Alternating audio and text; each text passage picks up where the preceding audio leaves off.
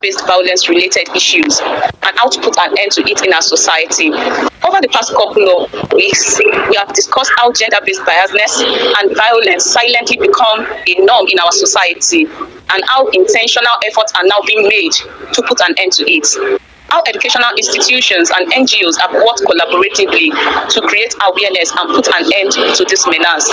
In a lot of African societies, response to gender-based violence has evolved from an unorganized emergency response or private family settlement to a more structured, although not so perfect, legal and institutional response. This report tells us that ending gender-based violence entails a collaborative effort of both the legal and conventional traditional systems.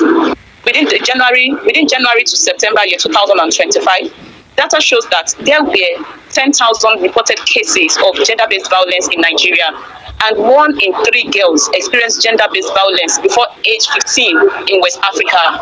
In West Africa, there is a critical need to develop a purely restorative and systematic justice, which interprets to healing and prevention methods in order to reduce our dependency on the retributive justice, that means the punishment system of addressing gender-based violence. I'm your host, Ikiolua Adejumo, and today we'll be discussing justice beyond the classroom. Justice beyond the classroom, legal pathways to ending gender-based violence. Our guest on today's podcast is Akwi Nuka. She is a barrister and a solicitor with over 5 years of experience in legal practice and human rights advocacy. She's licensed in Cameroon, Rwanda, and with the East African Law Society. She holds a postgraduate diploma in legal practice and a master's degree in law. She serves as an associate lawyer at Aptimus Law Firm, focusing on civil and criminal litigation, alternative dispute resolution, and cases involving gender-based violence and sexual and reproductive health rights. She's the founder of Just Now Action, a non-governmental organization advancing the rights of women and children through legal aid, community sensitization, and policy advocacy. She is dedicated to social justice and strengthening inclusive survivor-centered justice system. Welcome to the program, Ma. How are you? Thank you so much. That was a wonderful one. I'm doing fine. Yeah. So it's good to have you. Thank you. Yeah. So now we're going directly into the few questions we have for you based on gender-based violence, and then the legal pathway to which we can end gender-based violence aside and the legal courtroom system. So, but before that, we need to have a background knowledge of the step-by-step process that a survivor needs to take in order to seek legal redress for gender-based violence. The step-by-step procedure that a survivor needs to take in order to have a legal redress for gender-based violence.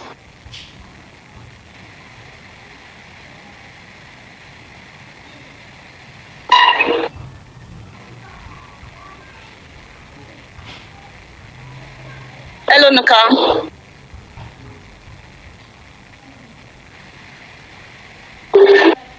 It's like she's off the line. Probably a network. Wait for her.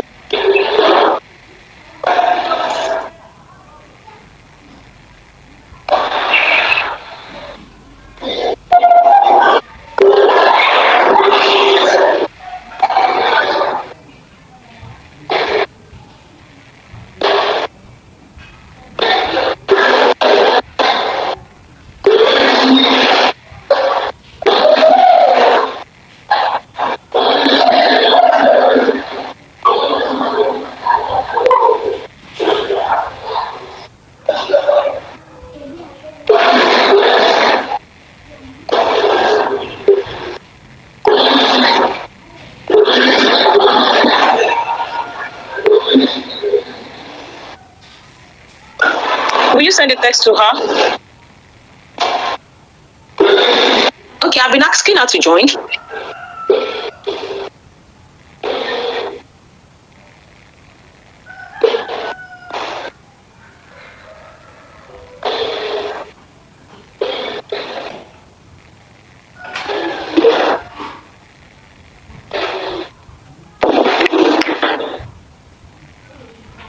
Okay, she's back. She's back. Okay. I guess her network. Sorry, my Hello, madam. Welcome back. Thank you. Yeah.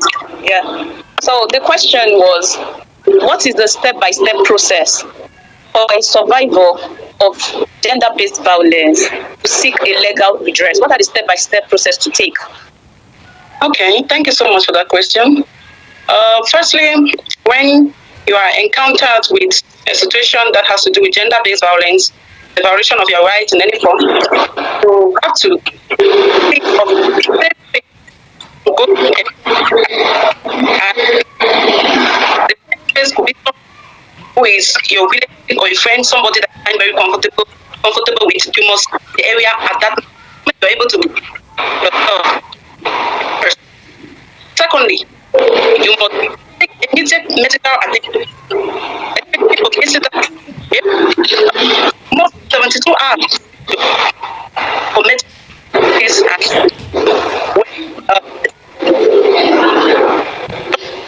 The network is breaking, madam. Can you just switch seats or location? Oh my gosh. Okay. It's better now. It's better now. You're not getting. Yes, it's okay. So can you hear me now? Yeah, I can hear you now. Okay, so like I was saying, for cases related to rape or sexual offenses, you have to seek medical attention, and you have a period of 72 hours at most to seek medical attention. And that's where it will relinquish you for diseases like HIV or unwanted pregnancy. And again, you must obtain a medical certificate from the hospital. That medical certificate will be used as evidence if you have to press that, which we strongly encourage. Immediately from the hospital, you will go to the police station to report. Now, if I will have to use an example like in Cameroon, we have gender decks in police stations where these are specialized police officers that have been trained to receive cases related to gender-based violence. And also, we also have the Women Empowerment Center and Family. We also have social welfare and also other non-governmental NGOs that promote human rights that you can reach out to. And we also have lawyers that you can reach out to follow the necessary steps in court for you to attain justice and for the person to be apprehended. After that, it doesn't only end there. You must seek psychosocial support. Because it's very imperative that you seek psychosocial support to rehabilitate your mental health status, regain yourself on the trauma you have just gotten. So those are the very important steps that survivor needs to take. Okay, thank you for that, Ma. Thank you for those step-by-step and explanation on what to be done to address gender-based violence. So, on to our next questions. Once legal procedures begins to address a reported case of gender-based violence, now the victims are left with the family or with neighbors, guardians, or their society. So, what measures are families or relatives expected to take to protect victims of gender-based violence against internal or external aggression, in case of threats and all? Okay, thank you so much. Actually, gender-based violence, it's a situation that affects mostly people, children or women in the family, and the perpetrators mostly come from family members or very close relatives. And looking at the circumstances of today, the family always tend to hide the situation or blame the victim or always want to solve it in the family way. Now, one of the necessary steps that family members need to do first, they must believe the victim. They must believe the victim or survivor. If they're listening here, do not be judgmental. Make a safe space for them at this particular point. And they must not blame the victims. They must not put it to them that they are at fault or it happened to them because they wanted it or due to their negligence or so. They should not blame victims. Secondly, family members should ensure that perpetrators should be held accountable. and they must not go through the traditional way trying to mediate perpetrators and the survivors. So perpetrators must be held accountable. They should not blame the victims, and they should ensure that the victims are safe and have psychosocial support. In that way, it fosters a society where victim blaming is finished and perpetrators will be held accountable for their offenses. So that is what I'm going to say concerning family members and their roles we have to play. Okay, and thank you for this, madam. And so this leads me to the next question about sub-regional connectivity. You know, and West Africa, we have a level of shared cultural beliefs, cultural norms, and then cultural practices. So, and this would actually form the basis of my next question. And the question is, how can West African nations collaborate to reduce gender-based violence in our society? You know, some of our cultures believe that it's a good thing to beat a woman, a woman's husband to beat her. You know, some cultures see it as a normal thing, and some cultures, some girl child are exposed to a lot of dangers at a very early age, all in the name of family affiliation, and then all in the name of family togetherness. So how can the West African nations, society, collaborate to reduce gender-based violence in our society? Okay, thank you for that. Well, they say two heads are better than one, which means it is very pertinent for different heads, different countries, especially in the West region, as you have mentioned, in West Africa, to come together to form a collaboration where they can fight all the forms of gender-based violence. Yes, in that way, they can create a cross-border protection system where they will share best practices and they will share ideas in the formation of laws and implementation of laws that will protect survivors better, and how to better treat situations that have to do with gender-based violence, how to address it, and so on. Yes, we have also collaboration of countries and different organizations like the Jeune Égalité et Caste, that has to do with Central African feminist movement, where different countries in Central Africa come together to form a collaboration to fight ills and issues against women's human rights, and obviously it includes gender-based violence. So when they come together, they can also harmonize laws that will better address different forms of gender-based violence and see how it can be combated wholly and not just partially, definitely in the long run, because GBV is not something that we can say we are doing it now and it ends just now. It's a menace that we have been fighting, different organizations have been fighting for so many years now, but it has gotten to reduction. Definitely, stronger hands build stronger bodies, which means a collaboration, a cross-border collaboration within the West African countries can better bring out good practices within the community, within the sub-region, within the countries that will address the forms of gender-based violence in a legal, structured manner. Thank you, madam. And so, then what, in our society, we still have traditional systems, traditional rulers still have some level of influence, whether we like to acknowledge it or not. Even though the legal provision, they are under the legal court, the regular court system. But in a way, they still have a way of,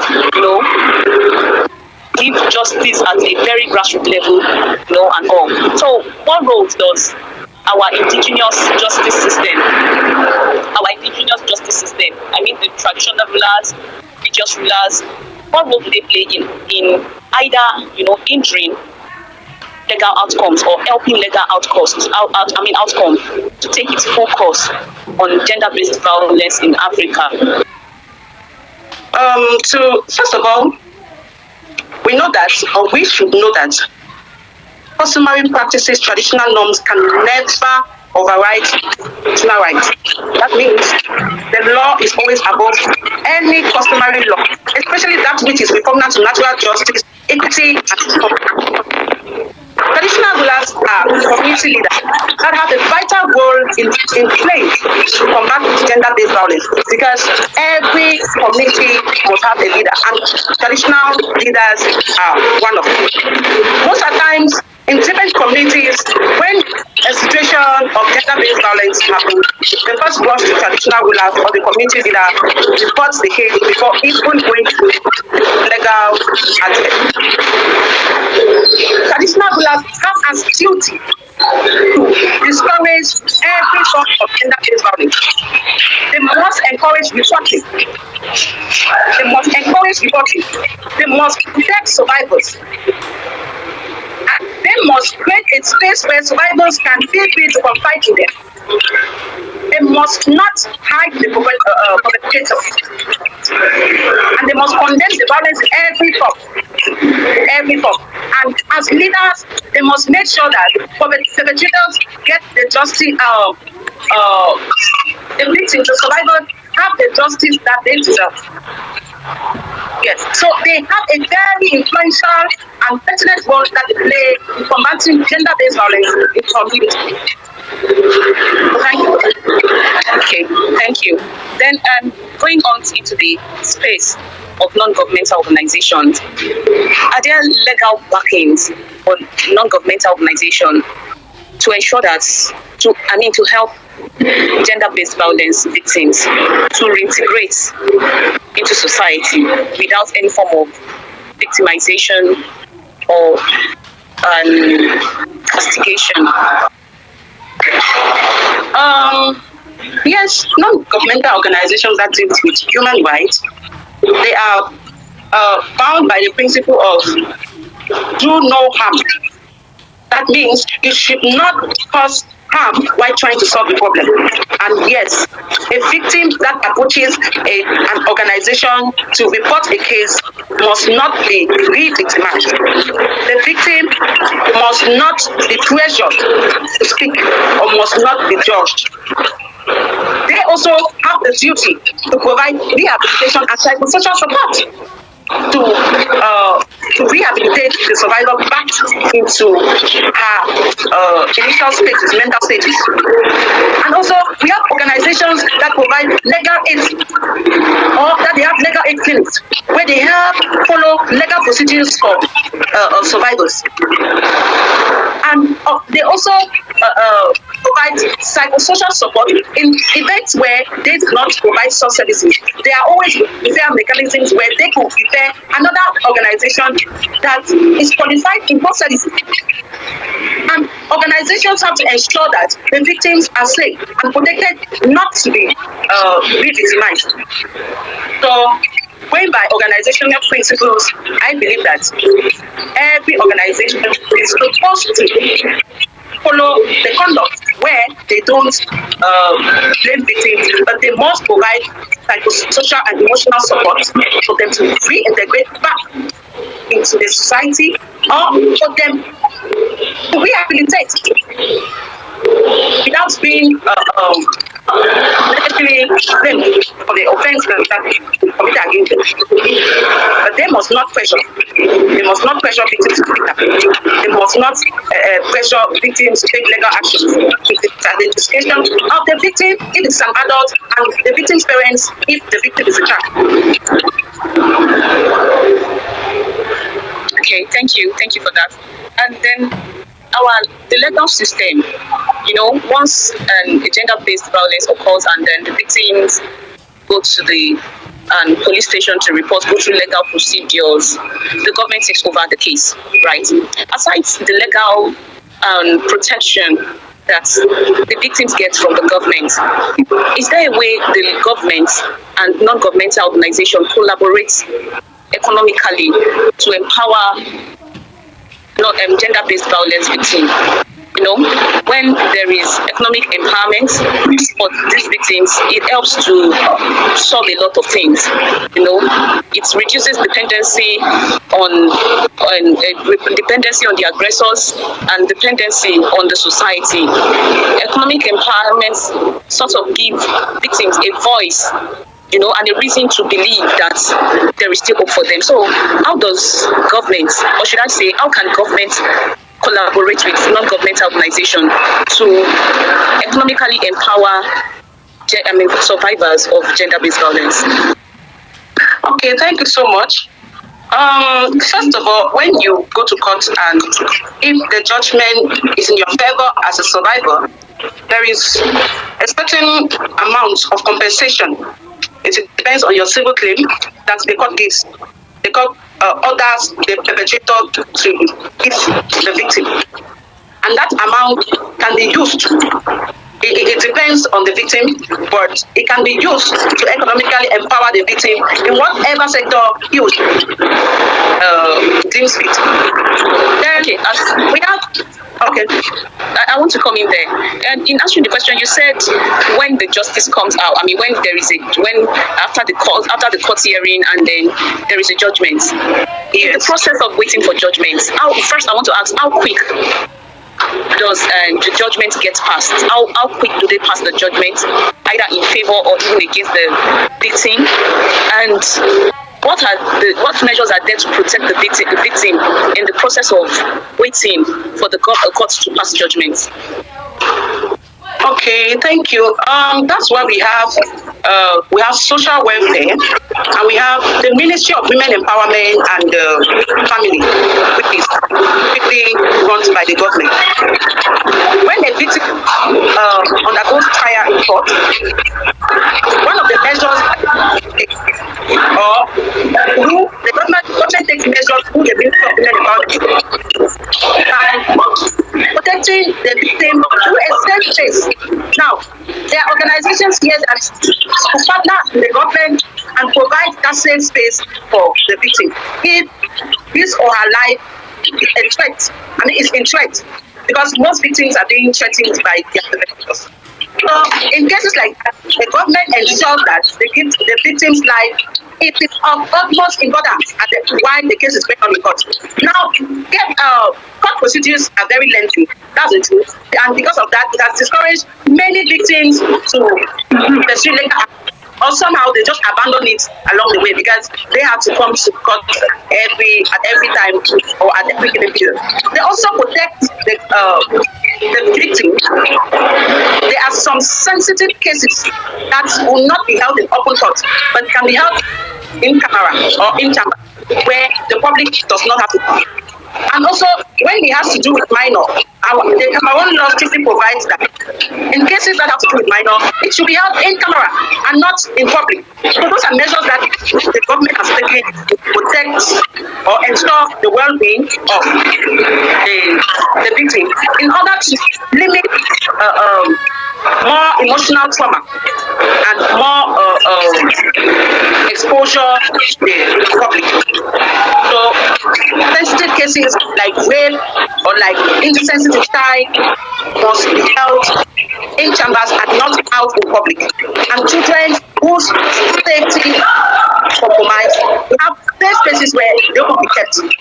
For the given, a lot of organizations here provide safe places where children are being where victims stay for the moment until they can reintegrate themselves back into society. Okay. So based on that, based on this issue I'm still on the issue of timing, the court procedures, the length of time it takes to get justice and all. Is there any other system aside the legal system through which victims of gender-based violence can seek for justice? Something fast, something that would reduce threats, that would not, empower the perpetrator of this wicked act to feel on top of the world just because court proceedings are getting delayed? Or are there ways to hasten court proceedings to get justice so as to reduce the power, just so as to ensure that justice prevails and the victim gets justice on time? Like I said before, it's at the discretion of the victim or the guardians of the victim if it is a child.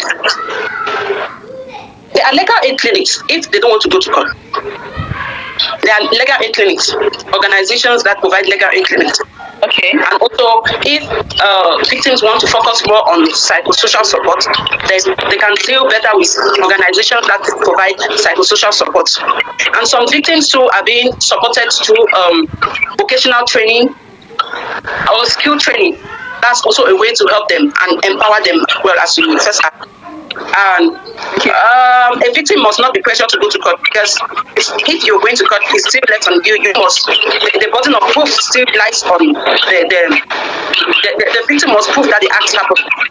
So in cases like that, if you want to evade court, you must be able to take psychosocial support, and then there must not be any compensation from the perpetrator, or mediation from the perpetrator, because if you are taking compensation from the perpetrator, or your family is helping you to mediate with the perpetrator, it only shows that money can buy everything. It only continues the cycle of GBV. And how soon do we end GBV? If we keep fighting perpetrators, we are not holding them accountable, and we keep promoting a community where you can be compensated for acts or offenses that you cannot. GBV is not something that can easily be gotten away. You can easily get away with GBV. If you are a victim, it costs a lot. It costs a lot. The victim, especially a mental hospital, it really has to do a lot. And allowing the perpetrators out there still continues the cycle of victimization on other people. So we must consider reporting, to encourage reporting, even though it's at the discretion of the victim. Okay.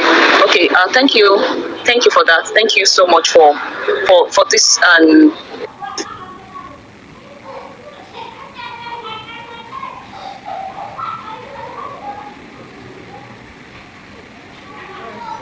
We're so sorry about that. I guess our network is affected. She'll be back shortly. And thank you for your time. Okay.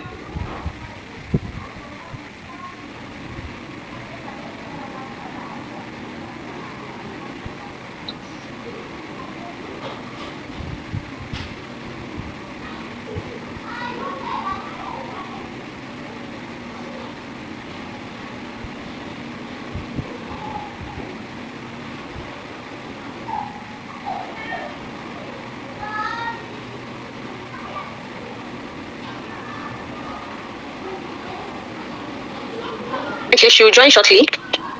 All right. Well, thank you.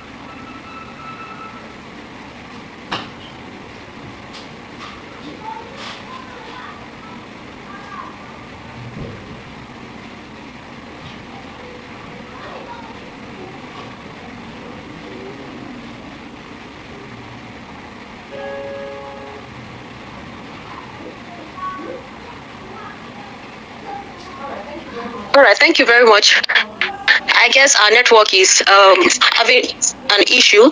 Maybe we should just wrap up by you telling us the steps we need to take, especially those working for women and girls. Okay, she's here.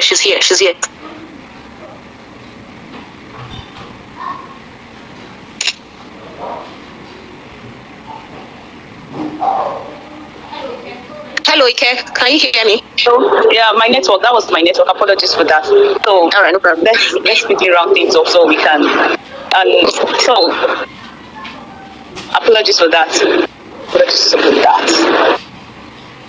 So we were talking about the victim and the various means of seeking for justice for victims of sexual-based violence, and we talked about the judicial system, which often takes time, the legal judicial system, which often takes time, and then our guest has talked about other means of seeking and getting justice as a victim of a gender-based violence. So and then one of the emphases that our guests talked about was about ensuring that the victim of this violence do not seek any form of support, assistance, or even payment from reward or payment payment for victims of sexual-based violence, especially from their aggressors. So thank you so much for this.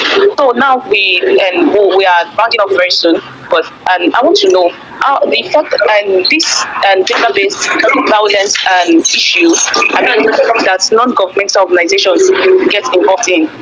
How effective are these programs, and how impactful has it been in the lives of the victims? The programs that non-governmental organizations implement, how effective are the programs, and how impactful has the program been in the lives of these victims? Thank you so much. I would like to highlight some of these programs organizations put in place, ensure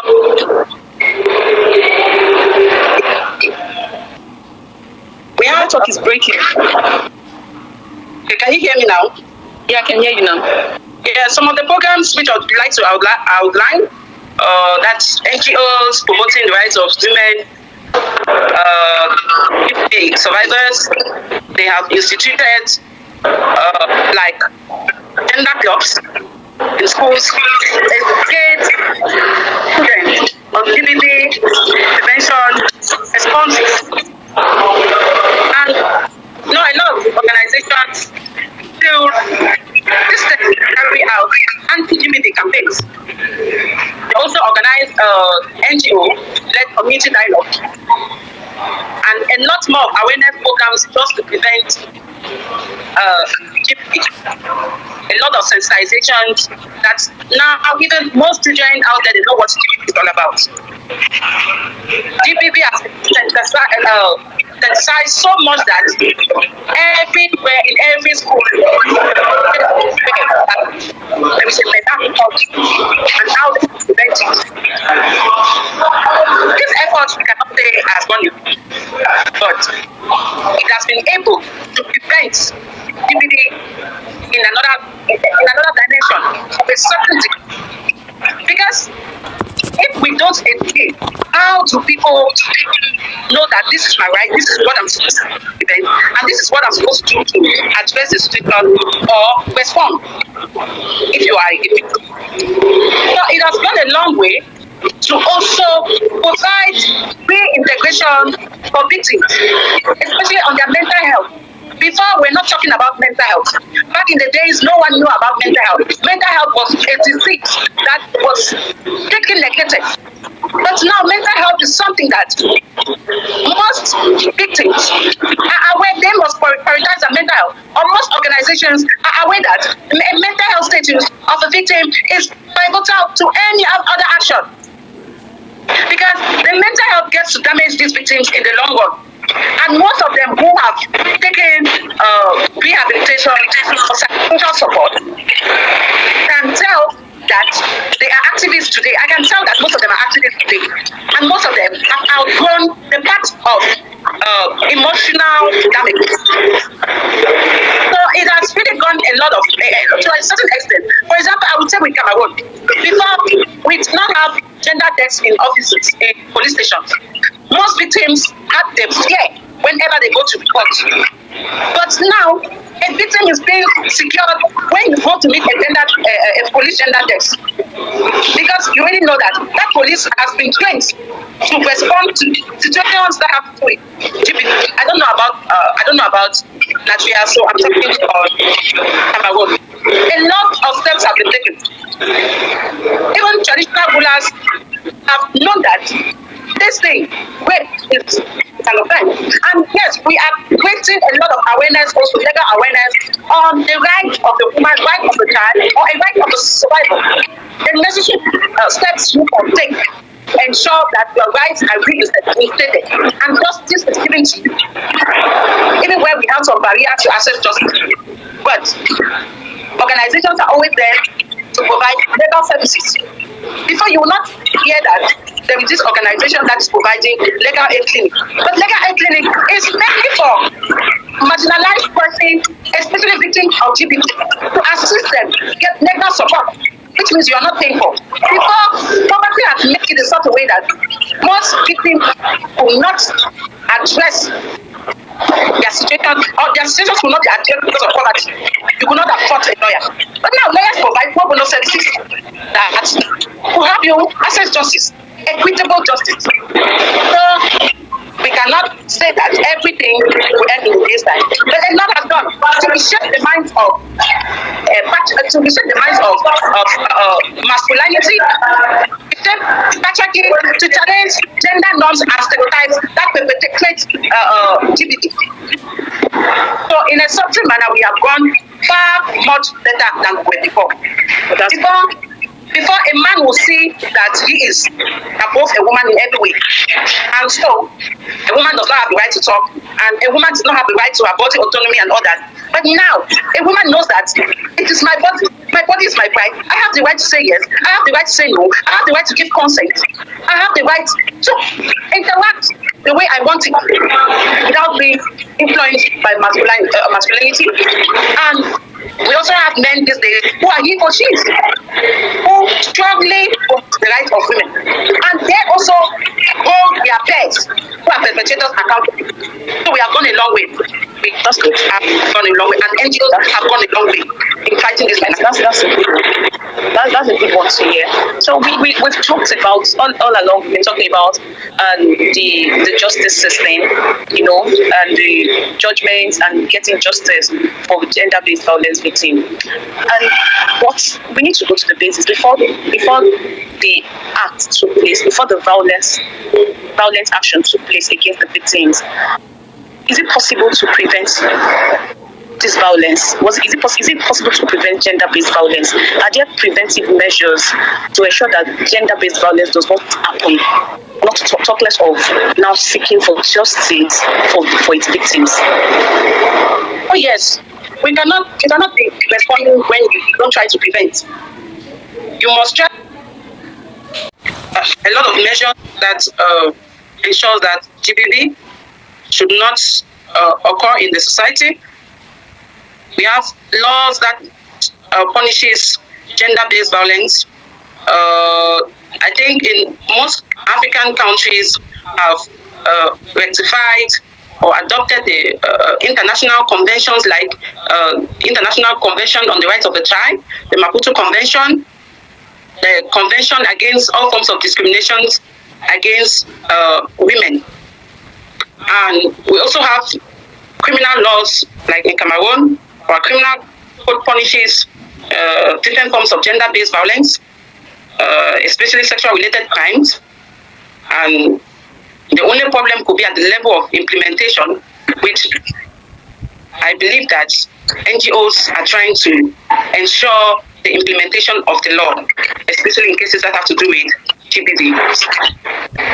Now, measures must always continue as civil society organizations holding campaigns against GBV, sensitizing the public against GBV, and trying to ensure that the perpetrators are held accountable so as to limit the cycle of in communities.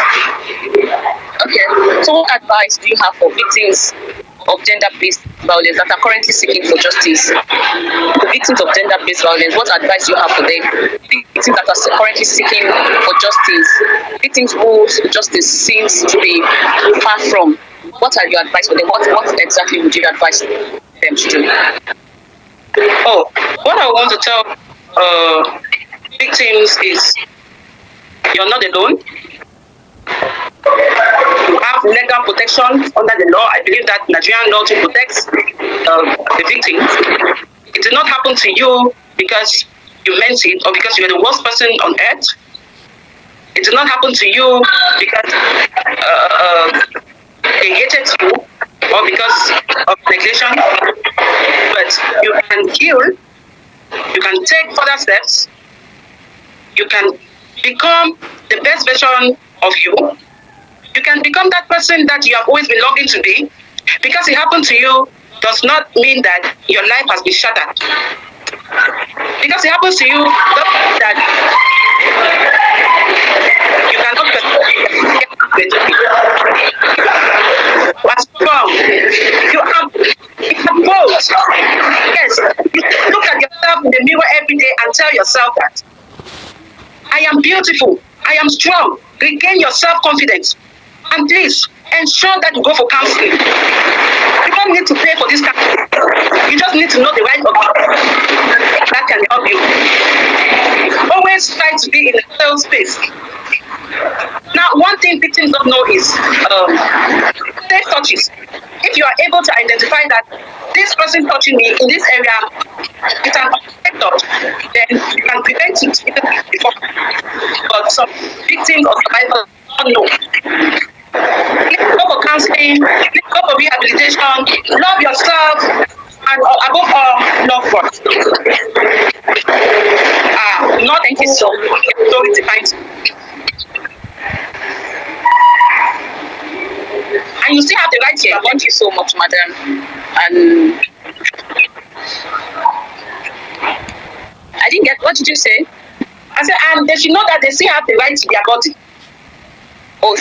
That's a good one. Thank you very much. Thank you very much, and Madam Akwi Luka. It's actually a pleasure having you on the podcast this evening, and and our talk with you this evening has made me, and I'm sure other listeners, to realize that gender-based violence across borders, and that every society has evolved to a stage where gender-based violence is not condoned again.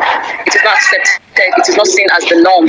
And then measures have been put in place to address this menace in our society and to create more awareness for women and even for men that are encountering this issue. And this talk we've had today has actually also enlightened me, and I believe other listeners, of the fact on the fact that it isn't just that justice is not limited to the courtroom, legal courtroom alone. There are other institutions, a lot of agencies that the government has equipped to pursue after and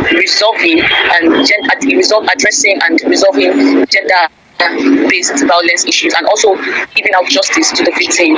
Thank you so much, madam. It's actually nice having you here, and then we look forward to seeing you next time, ma'am. Thank you. It was a wonderful time here. So, and this is to our listeners, please do not forget to subscribe, to like, and to share this clip.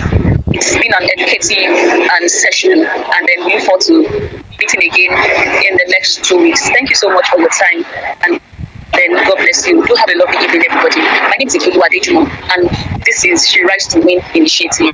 Thank you so much, and God bless you.